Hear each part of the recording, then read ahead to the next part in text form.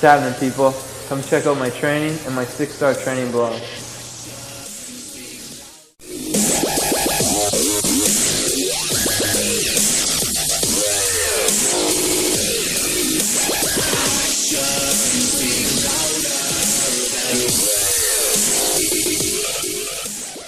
right, Faraz, how do you think that Rory will handle the pressures of being in a co-main event, and what are your predictions?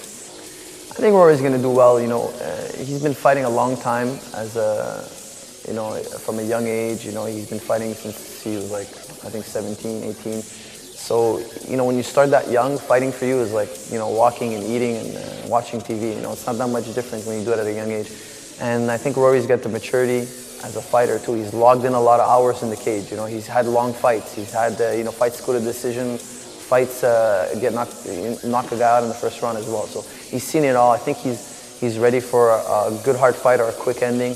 And I think, as a coach, it's my job to keep him focused on fighting Che Mills and not worrying about co-main events, lights, cameras, and interviews and PR. I think those are things that shouldn't distract you. It's part of your job, but they shouldn't distract you enough. I think he has his mind right that it shouldn't make a difference at all. I know here at TriStar that a lot of your fighters and you become like family. Can you tell us a little bit about Rory outside the cage, Rory as a person when you hang out with him? Rory's a fun guy. He likes to have fun. He likes to laugh. He likes to hang out with his friends. He's a very dear friend of mine as well, and I see him like one of my younger brothers. And he's a very laid-back human being. When we're out after fights or whatnot, he's just the funnest guy. He's laid back, easygoing, cracking jokes, making fun of, we make fun of each other and all that, and we're having a good time. But when we're training, dead serious. You wouldn't think we even know each other. That's how dead serious it is. And I think that was one of the keys of TriStar. We're family and friends, but when it's time for business, everybody knows. That's the atmosphere in the gym. We're here for business, and that's number one. And then after the fights are done, win or lose or whatnot, we put that behind us. And I think that's real important for the fighters. You got to be able to live with whatever happens. You prepare, and that's what you got control over. Whatever happens, you don't have control over.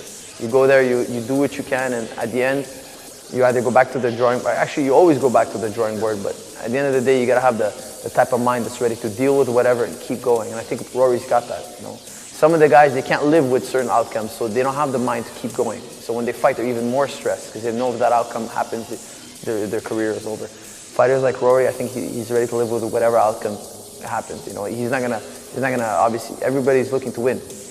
But when you fight, you've seen the worst. He's had a loss already. He's seen what the bottom is like. I think you fight with a more sense of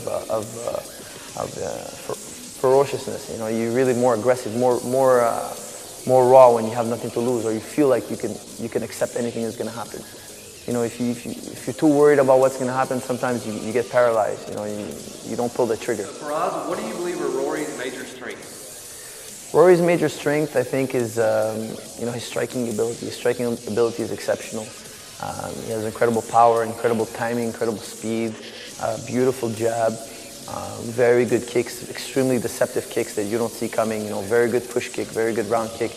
He's got a great bunch of tools, and his ground game is also excelling these last few years. I think the last 3-4 years, his ground game has really excelled, and he's got a powerful double leg to back that up. So I think he's very well-rounded, but if I had to pick one aspect of his game, I'd have to say he's gifted at his striking game.